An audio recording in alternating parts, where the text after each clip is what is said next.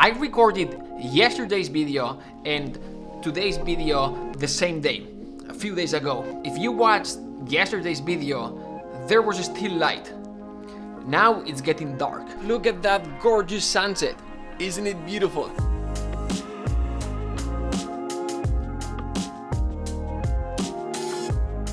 I'm so happy that I went out for a second. Sometimes we spend so much time in the studio. Sometimes we start dark and then we spend the entire day and then it gets dark again and another day went by, which is crazy.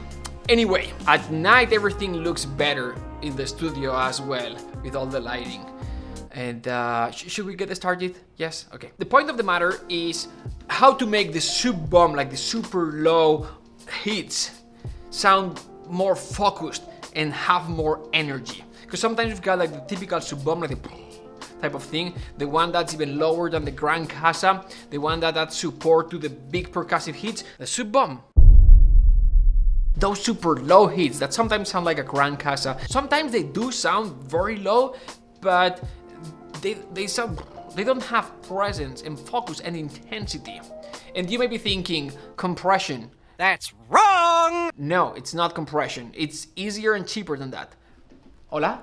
Hola. ¿Qué tal? ¿Ya están durmiendo? No, es la cena. Es momento de cenar. Ah, vale, perfecto. Pues acá en 5 minutos y voy, ¿vale? Empiezo con ellos, ¿vale? Perfecto. Alright, this is the time when you tell someone that 5 minutes, and this is the time when Mark Giovanni always has a hard time. So literally, I'll try to do this in 5 minutes, okay? 5 minutes. I'm gonna put this here, 6 minutes. 6 minutes is 20% more. So, but it's not 15 or 30. 5 minutes, 6 minutes. The edit may be a little bit rough, but hopefully it's short. What I want to explain is very, very short. This part here, it says panning, close it a bit, whoa, and then adding some subsonic frequencies. It's just amazing. Look at this. So this is a stereo panning. We talked about this a few videos ago. It's not balanced. This is a stereo panning, okay? This is right, this is left, and as you can see, I brought a left in a little bit and right in a little bit. A sort of like plus minus 70. 69,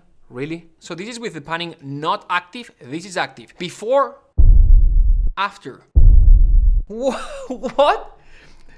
It's just amazing. If you're listening this with the speakers, make sure that they reproduce low frequencies or bring them up in volume. If you are listening this with headphones, maybe it's more noticeable, but bring up volume, otherwise you won't be able to hear the low frequencies. One more time, no panning, panning.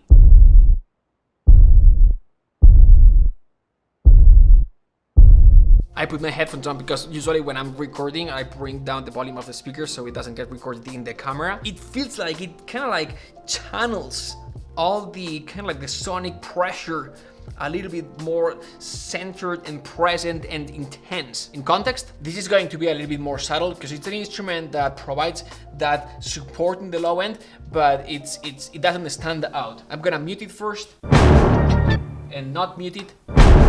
See, mute it. Not muted. I'm gonna bring it up in volume so you can hear a little bit more. Mute it. Now adding it. See? This guy here. And now that's in and we can hear it. I'm gonna turn off the panning. I'm gonna lose it a little bit.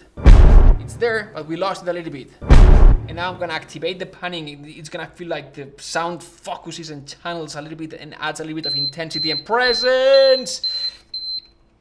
Okay, here we go. Without the panning, with the panning. Without, with. It's freaking awesome. Now on top of that, I enhanced a little bit the low frequencies with this guy. Is the low ender refuse. So this is the SubBoom sound, and this is a send to a bass. And this bass here that has inserted the low ender, which is here. And this is without the low frequencies enhancement. And with. Ooh, I'm gonna solo the SubBoom without, with. Without, with. Now be subtle with this, you don't want to add too much, otherwise it's going to be too crazy and those low frequencies build up very easily. So make sure when you are dealing with low frequencies, which is the hardest part of a mix, to just make sure that you are using good headphones and good speakers that actually reproduce those low frequencies. Otherwise, you're gonna bring them up because you don't hear them, and then you're gonna listen this back to another playback system. It's gonna sound too loud, the low frequencies. All right, I hope this was useful. Thanks for watching. Subscribe, and I'll see you tomorrow in the next video. Bye.